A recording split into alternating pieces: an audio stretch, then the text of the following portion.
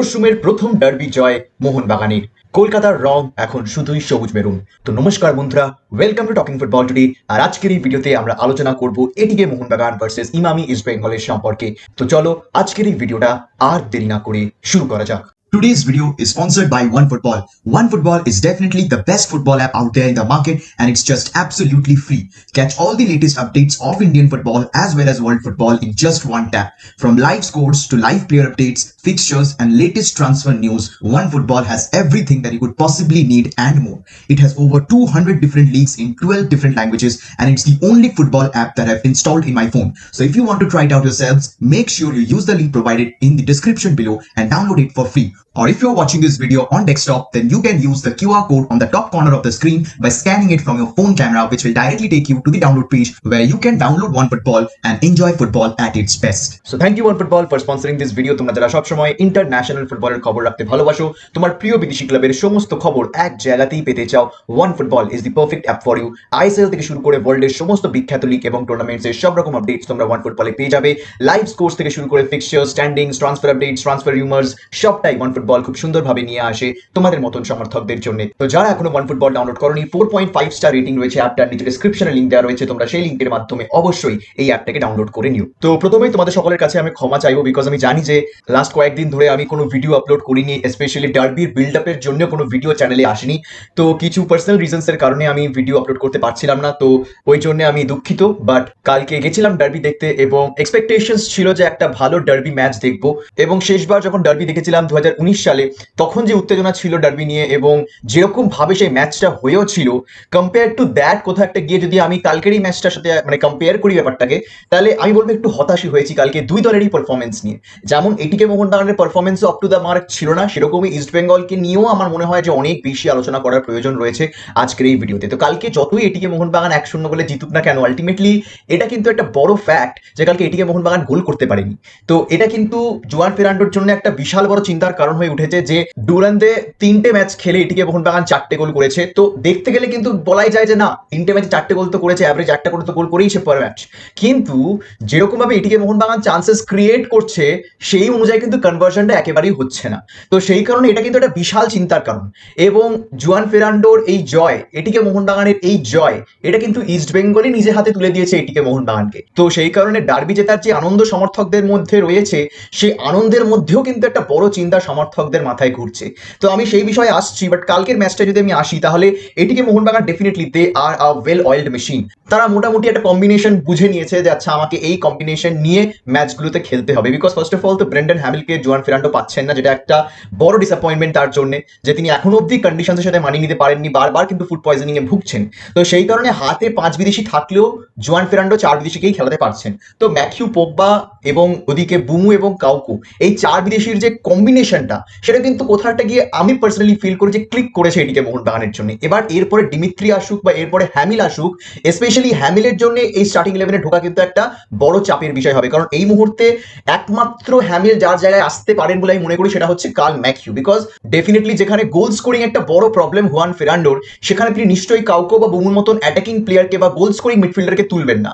But এই curl ম্যাথিউর Durand কাপে যে পারফরমেন্স দেখাচ্ছেন, এই পারফরমেন্সের পরে কিভাবে হ্যামিল স্টার্টিং 11-এ জায়গা করবেন, এটা নিয়ে কিন্তু বড় প্রশ্ন থেকে যাচ্ছে। Because Matthew has been brilliant for ATK Mohun Bagan and one of the most consistent foreign players for this ATK Mohun Bagan team. কালকে I think man of the ম্যাচও কার্ল ম্যাথিউকে করা হয়েছে, আমি খুব একটা বেশি শিওর নই। বাট যদি তিনি নাও হয়ে থাকেন, তাহলেও কিন্তু আমি অন্তত আমার দিক থেকে ম্যান অফ দ্য ম্যাচটা কার্ল ম্যাথিউকেই দেবো। বিকজ যেরকম ভাবে ম্যাথিউ মাঝমাঠের কন্ট্রোলটা নিয়ে নিয়েছিল, যেরকম ভাবে কিন্তু সেই সেকেন্ড বলগুলো ম্যাথিউ জিতছিল, এটা কিন্তু মানে সত্যি বলতে দেখো ইস্ট বেঙ্গলের অনেক প্রবলেমস রয়েছে। বিকজ ইস্ট বেঙ্গলের মাঝমাঠ বলে কিছু নেই। ইস্ট বেঙ্গলের আগের দিন ডিফেন্স ভীষণ ভালো খেলেছে, স্পেশালি কিরিয়াকু, ইভান গঞ্জালেস, লালচুং নুঙ্গা, এরা ভীষণ ভালো খেলেছেন আমার মতে। এবং স্পেশালি একটু হলেও ইভানকে আনফিট লেগেছে, but then again Ivan just কিছুদিন হলো ভারতে এসছে, সেখানে দাঁড়িয়ে ডার্বি খেলা এটা কিন্তু কোনো সহজ কথা নয়। বাট সেই ডার্বি ম্যাচ তিনি খেলেছেন এবং সেখানে দাঁড়িয়ে তিনি এরকম বেশ কয়েকটা মেজর ইন্টারসেপশন করেছেন, যেখান থেকে এটিকে মোহনবাগান কিন্তু চাইলে গোল স্কোরিং চান্স ক্রিয়েট করতে পারতো। তো সেই কারণে আই থিঙ্ক ডিফেন্স নিয়ে স্টিফেন কনস্ট্যান্টাইন অতটাও চিন্তায় থাকবেন না। বিকজ এটিকে মোহনবাগানের মতন এত ভালো অ্যাটাকিং টিমকে যে ইমামি ইস্ট বেঙ্গল এরকম ভাবে আটকে দিয়েছে, কারণ এটিকে মোহনবাগান কিন্তু একটাও গোল করতে পারেনি এই ম্যাচে, যেটা কিন্তু আমি যেটা আগেও বললাম যে একটা বিশাল চিন্তার বিষয় জোয়ান ফেরান্ডোর জন্য। এবং এখানে ক্রেডিট ইস্ট বেঙ্গলকেও দিতে হবে, কিরিয়াকু যেরকম ভাবে কয়েকটা গোল লাইন ক্লিয়ারেন্স করেছেন, কয়েকটা যেরকম ভাবে ট্যাকেল করেছেন, যেরকম ভাবে কয়েকটা দেখলাম যে তিনি ব্লক করেছেন, I think he was outstanding for East Bengal last night. So it looks to be a very good signing. হয়তো কিরিয়াকুর নাম বা কিরিয়াকুর প্রোফাইল দেখে আমরা খুব একটা বেশি বুঝতে পারছিলাম না যে তিনি এখানে এসে কিরকম খেলবেন, বাট তিনি যেখানে লাস্ট খেলছিলেন সেখান থেকে তার বেশ পজিটিভ ফিডব্যাকই পেয়েছিলেন বেশ কিছু সমর্থক। তো কিরিয়াকু সেই পজিটিভ ফিডব্যাকটা যে মিথ্যে নয় সেটা তিনি প্রমাণ করেছেন কালকের এই ডার্বিতে। এবং সেরকমই আই থিঙ্ক কমলজিৎ সিং কিছুটা হলেও অনেকটা মানে সামাল দিয়েছেন ইস্ট বেঙ্গলের ডিফেন্সকে। কিছু দুর্বলতা তো অবভিয়াসলি রয়েছে, বাট দেন আগেন কিছু ইম্পর্টেন্ট সেভসও কমলজিৎ দিয়েছে যেগুলো কিন্তু একেবারে ডাইরেক্ট গোল হতোই। সো আই থিঙ্ক ইস্ট বেঙ্গলের ডিফেন্স নিয়ে খুব একটা বেশি ক্রিটিসিজম কেউ করবেন না। যেখানে মেইন ক্রিটিসিজম আসছে সেটা হচ্ছে ইস্ট বেঙ্গলের মাঝমাঠ, এবং এই মাঝমাঠে কিছু ছিল না কালকে, এবং সেই কারণেই এটিকে মোহনবাগান এত সুন্দরভাবে মাঝমাঠটাকে কন্ট্রোল করেছে এবং গেমটাকে কন্ট্রোল করেছে। লাইক লিটারেলি আমার মনে হচ্ছিল যেন এটিকে মোহনবাগান ডার্বি খেলতে আসেনি, তারা মানে পার্কে হাঁটতে এসছে। বিকজ মানে না কিছু ইস্ট বেঙ্গলের দিক থেকে প্রেস ছিল, এটিকে মোহনবাগানের পায়ে যখন বল আসছে দেখছি ইস্ট বেঙ্গলের প্লেয়ার্সরা কেউ বলের দিকে যাচ্ছেই না, তারা আরো বেশি করে ড্রপ ব্যাক করছে। দ্যাট ইজ গিভিং এটিকে Mohun Bagan players a lot of speech, এবং সেই স্পেসের ইউটিলাইজেশন এটিকে মোহনবাগান যে করতে পারেনি সেটা তাদের ব্যর্থতা, এটা আমি মানছি। বাট এটিকে মোহনবাগান ডমিনেটেড পজিশন, এবং মানে আই থিঙ্ক 12টা শট বোধহয় এটিকে মোহনবাগান ইস্ট বেঙ্গলের গোলের দিকে রেখেছে, যার মধ্যে মাত্র একটা অন টার্গেট, মাত্র একটা। মানে কনভার্জন রেটটা এতটাই খারাপ। তো সেখানে দাঁড়িয়ে পজিশন নিয়ে এটিকে মোহনবাগানের হলোটা কি?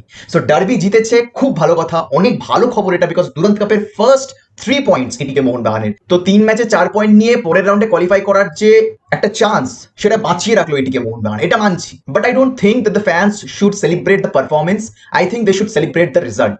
এটা আমার বক্তব্য। তো অবশ্যই কমেন্ট সেকশনে জানিও যে তোমরা একমত কিনা। বাট এটিকে মোহনবাগানের মাঝমাঠ ভীষণ ভালো খেলেছে কালকে। কাউকো, বুমু, ম্যাকিউ দুর্দান্ত ফুটবল খেলেছে, যেরকম ভাবে ট্যাকলস করছিলেন, যেরকম ভাবে স্পেশালি সেকেন্ড বলস গুলো মানে আউটস্ট্যান্ডিং, কিছু বলার নেই জাস্ট। এবং সবসময় ইস্ট বেঙ্গলের প্লেয়াররা যখনই মাঝমাঠে বল পাচ্ছেন মানে তারা আর কোথায় যাবেন সেটা বুঝতে পারছে না, বিকজ সবসময় একটা প্লেয়ার যখন বল পাচ্ছে ইস্ট বেঙ্গলের, এটিকে মোহনবাগানের প্লেয়ার্সরা প্রেস করে কিন্তু ঘিরে নিচ্ছিলেন। তো সেই কারণে ইস্ট বেঙ্গল মাঝমাঠ থেকে বল সেরকম ভাবে অপোনেন্ট ডি বক্সের দিকে পৌঁছাতেই পারেনি। যে কটা তারা চান্স ক্রিয়েট করার চেষ্টা করেছে অপোনেন্ট ডি বক্সে, সেগুলো একেবারেই কিন্তু কনভিন্সিং নয়। আর কি করেই বা কনভিন্সিং হবে যেখানে তোমার কাছে একটা সুমিত পাসির মতন প্লেয়ার রয়েছে। তো আমি কালকে দেখছিলাম অনেকে মানে মজার ছলে বলছেন যে প্লেয়ারটাকে ব্যালন ডিওর দিয়ে দাও। মানে আমার কিছু বলার নেই। কালকে সুমিত পাসি, এবং শুধুমাত্র কালকে বলে নয়, সুমিত পাসি চিরকাল এরকমই খেলেছেন। সুমিত পাসির মধ্যে না সেরকম টেকনিক্যাল ব্রিলিয়েন্স রয়েছে, না প্রেস করতে জানেন তিনি, না শট নিতে জানেন, না পাস নিতে জানেন, না পজিশনিং সেন্স রয়েছে। তার মধ্যে তিনি নাকি ইস্ট বেঙ্গলের ক্যাপ্টেন, ভাবা যায়?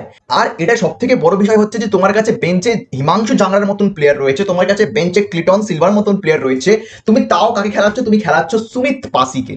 Outstanding decision Stephen Constantine. এবং আমি এই একটা জায়গায় স্টিফেন কনস্ট্যান্টাইনের সাথে কোনোভাবেই একমত হতে পারছি না যে দলে সুমিত পাসির থেকে বেটার স্ট্রাইকার নেই। যখন তিনি ইন্ডিয়ার কোচ ছিলেন তখনও পাসিকে সুযোগ দিয়েই যেতেন, আর পাসিও ফ্লপ হতো, তাও খেলতো। ইস্ট বেঙ্গলেও সেই একই জিনিস দেখা যাচ্ছে যে ফ্লপের পর ফ্লপ পারফরমেন্স পাসি দিচ্ছে, অথচ স্টিফেন কনস্ট্যান্টাইন তার দিকে দেখছেই না। লাইক লিটারেলি ফার্স্ট হাফে সুমিত পাসির যে পারফরমেন্স ছিল তার ফার্স্ট হাফেই উঠে যাওয়া উচিত। সেখানে সেকেন্ড হাফে যখন স্টিফেন কনস্ট্যান্টাইন 3টে চেঞ্জ করলেন, সেখানে তিনি নাকি পাসিকে রেখে তিনি বাকি প্লেয়ারদের তুললেন। ভাবা যায় এটা? যে পাসি নাকি ফার্স্ট হাফের পারফরমেন্সের পরেও সেকেন্ড হাফ এতটা সময় খেলেছে। মানে আমার কিছু বলার নেই। পাসির সাথে স্টিফেন কনস্ট্যান্টাইনের কি সম্পর্ক, কেন এত কনস্ট্যান্টাইনের ভালো লাগে এই পাসিকে, আমি ঠিক জানি না ব্যাপারটা। তো না হয় আমরা হয়তো ফুটবল বুঝি না, না হয় কিছু একটা অন্যরকমের সম্পর্ক কনস্ট্যান্টাইনের আছে পাসির সাথে। But Sumit Pasi should not play for East Bengal. Specially captain তো আরোই হওয়া উচিত নয় সুমিত পাসিকে, ওর চেয়ে খারাপ ক্যাপ্টেন হতে পারে না। So I just hope Stephen Constantine comes back to his senses and তিনি বুঝতে পারেন যে এখানে অন্য একটা প্লেয়ারকে খেলালে হয়তো কিছুটা হলেও প্রোডাক্টিভ পারফরমেন্স তিনি পেতে পারেন। বিকজ সুমিত পাসি কালকে ফুটবল পিচে শুধু হেঁটেছে, এছাড়া আর একটা ওন গোল, অবভিয়াসলি এটা ওন গোল হয়েছে। বাট ওন গোলের ক্ষেত্রে সুমিত পাসির যে দোষ সেটা নয়, দোষটা এলিয়ান্ড্রোর। বাট মানে সুমিত পাসির গায়ে দিয়ে বলটা গেছে, so that was another contribution যে সুমিত পাসি ওন গোলটা করেছেন ইস্ট বেঙ্গলের এগেনস্টে। বাট এছাড়া সুমিত পাসি আমি জানি না যে তিনি কি করেছিলেন এতটা সময় মাঠের মধ্যে। এবং specially win your up against defenders like Florentine Pogba, যিনি ফিজিক্যালি এতটা স্ট্রং, ও পাসি কি করবে? ও তো হেড তো এমনি দিতে জানে না, সেখানে ওর ঘাড়ের ওপর চেপে ফ্লোরেন্টিন পগবা একটা হেড দেবে, ও প্লেয়ার তো মাটির নিচে ঢুকে যাবে। মানে এরকমই অবস্থা। কালকে ফ্লোরেন্টিন পগবা, প্রীতম কোটাল এদেরকে অনেক স্টেবল লেগেছে। মানে এটিকে মোহনবাগানের ফার্স্ট ম্যাচে, মানে দুরান্ত কাপের ফার্স্ট ম্যাচে যতটা দুর্বল এটিকে মোহনবাগানের ডিফেন্সকে লেগেছিল, ততটা দুর্বল কিন্তু কালকে লাগেনি। বাট এটাও একটা ফ্যাক্ট যে ইস্ট বেঙ্গল সেরকম ভাবে পেনিট্রেট করতে পারেনি এটিকে মোহনবাগানের ডিফেন্সকে। সো এটা একটা হতে পারে যে কেন এটিকে মোহনবাগানের ডিফেন্সকে এতটা স্ট্রং লেগেছে, because nobody from Emami East Bengal pushed forward to try and grab the ball. তারা বলেছে ভাই তুমি এটিকে মোহনবাগান, তুমি বল নিয়েছো, তুমি তোমার মতন খেলো, তুমি যদি কোনো মিসপাস করো তাহলে আমি বলটা নিয়ে তারপর আমি মিসপাস করবো। এটা ছিল কালকে ইস্ট বেঙ্গলের প্লেইং স্টাইল। পাতি কথা, তাদের ডিফেন্স যে কালকে এত ভালো খেলেছে, মানে ওদেরকেই ক্রেডিট দেওয়া উচিত যে কেন স্কোর লাইনটা জাস্ট 1-0 ছিল। বিকজ কালকে ইস্ট বেঙ্গলের ডিফেন্স না থাকলে স্কোর লাইনটা 2-0 3-0 ইজিলি হতে পারতো। ইস্ট বেঙ্গল যেরকম ডিফেন্ডিংও ভালো করেছে, এটিকে মোহনবাগান সেরকম চান্স ওয়েস্টও করেছে। But overall I think both these teams have a good number of weaknesses যেগুলোকে তাদেরকে ওভারকাম করতে হবে। খুব কমই আমরা দুই দলের স্ট্রেংথ দেখেছি। আই থিঙ্ক এটিকে মোহনবাগানের স্ট্রেংথ যেটা মাঝমাঠ, সেটা কনসিস্টেন্টলি আমরা প্রত্যেকটা ম্যাচেই দেখছি যে এটিকে মোহনবাগান ভালো খেলছে, মাঝমাঠ থেকে ভালো চান্স ক্রিয়েট করছে, একটা ভালো বোঝাপড়া তৈরি হয়েছে ফরওয়ার্ড এবং মিডফিল্ডার্সদের মধ্যে। তো যেই চান্সেস গুলো এটিকে মোহনবাগান ক্রিয়েট করছে সেগুলো তাদেরকে কনভার্ট করতে হবে, তবে গিয়ে কিন্তু আই থিঙ্ক অ্যাটলিস্ট এএফসি কাপে তো দরকারই। দুরান্ত কাপ ভুলে যা, দুরান্ত কাপ মানে একদম মানে পরীক্ষা নিরীক্ষার জায়গা জুয়ান ফের্নান্ডোর জন্য। তো তারা কোয়ালিফাই করলো কি করলো না, আই ডোন্ট থিঙ্ক এটিকে Mohun Bagan management R Mohun Bagan club they R too much focused on Durand Cup. I think they are preparing for AFC Cup. তো সেই কারণে AFC Cup কে যদি আমরা মাথায় রাখি তাহলে এই উইকনেসেস গুলো কিন্তু বাজে রকম ভাবে তাদেরকে ভোগাবে। Because if you can't score goals against a team like East Bengal, যারা একেবারে লাইক লিটারালি কদিনের মধ্যে টিম তৈরি করে জাস্ট হয়তো 10 দিন বা 12 দিন হয়তো তারা প্র্যাকটিস করছে, তাদের বিদেশি প্লেয়াররা ফিট নয়, তারা সবে ইন্ডিয়াতে এসে মানে একেবারে ডার্বিতে নেমেছেন, then how are you even thinking যে কুয়ালালামপুর সিটি যারা এএফসি কাপে প্রতিপক্ষ হতে চলেছে এটিকে মোহনবাগান, যারা রিসেন্টলি 5-2 গোলে আই থিঙ্ক এশিয়ান চ্যাম্পিয়ন্স হয়েছেন, তাদেরকে কিভাবে এটিকে মোহনবাগান হারাবে? And I think this team needs Dmitry Petratos. তিনি আই থিঙ্ক সেপ্টেম্বরের 1 তারিখ আসছেন, মানে আসার কথা তার। তাহলে সেক্ষেত্রে তিনিও বা কতটা 6 দিনের মধ্যে মানিয়ে নেবেন এই দলটার সাথে, সেটাও একটা বড় প্রশ্ন থেকে যাচ্ছে।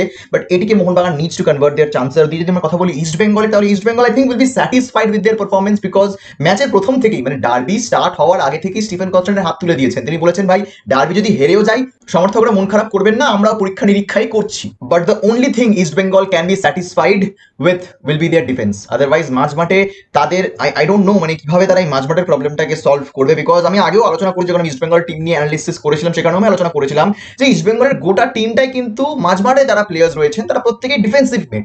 তো তারা কিভাবে চান্স ক্রিয়েট করবে? তো এই ডোহার্টি যে প্লেয়ারটি আসছে তিনিও বা কতটা অ্যাটাকিং মিডফিল্ডার আমি জানি না। I think he is also a central midfielder, অনেকটা অ্যালেক্স লিমার টাইপের। বাট তিনি কতটা ফরওয়ার্ড রান করবেন, কতটা তিনি ফরওয়ার্ড চান্সেস ক্রিয়েট করবেন সেই নিয়ে কিন্তু সন্দেহ রয়েছে। যেরকম আমি কথা বলছি এটিকে মোহনবাগানের দীপক টাংরি বল পেয়েই কিন্তু তিনি ফার্স্টে ঘুরে যান ডিফেন্সের দিকে। তো তিনি কিন্তু তার মধ্যে সেই ক্যাপাবিলিটি নেই সেরকম ফরওয়ার্ড পাস রাখার।